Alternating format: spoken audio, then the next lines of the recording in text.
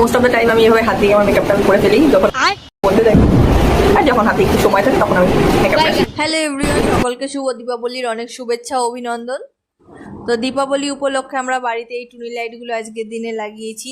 তারপরে আমি এই নতুন জামাটা আজকে ট্রাই করেছি, যেটা আমার মাসি আমার জন্য বানিয়ে দিয়েছে। এরপরে আমি ফ্রেশ হয়ে কালী পুজোর অঞ্জলির জন্য রেডি হই। এখানে আমি অলরেডি দেখতেই পাচ্ছ মেকআপ করা স্টার্ট করে দিয়েছি, আর আজকের মেকআপ লুকটা আমি একদমই লাইট রাখতে চেয়েছি। তো আমি এখানে অলরেডি কাজল অ্যাপ্লাই করে নিয়েছি। এরপরে স্কিন টিন, ব্লাশ আর কনসিলারটা অ্যাপ্লাই করে আমি সমস্ত ক্রিম প্রোডাক্টগুলোকে ভালো করে ব্লেন্ড করে সেটিং স্প্রে দিয়ে সেট করে নিলাম। সেটিং স্প্রেটাকে ভালো করে ড্রাই করে নিয়ে আমি এখানে কম্প্যাক্ট পাউডার ইউজ করলাম আমার ফুল ফেসে।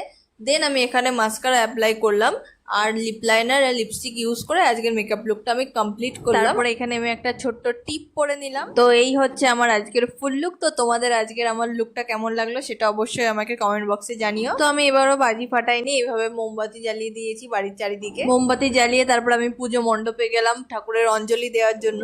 পুজো শেষে তারপর আমি বাড়ি চলে এসে কয়েকটা ছবি তুলে নিলাম। তো এই ছিল আমার কালী পুজোর ব্লগ। তো তোমাদের কেমন লেগেছে অবশ্যই সেটা আমাকে কমেন্ট বক্সে জানিও। And thank you for watching. দেখা হচ্ছে নেক্সট ভিডিওতে। বাই।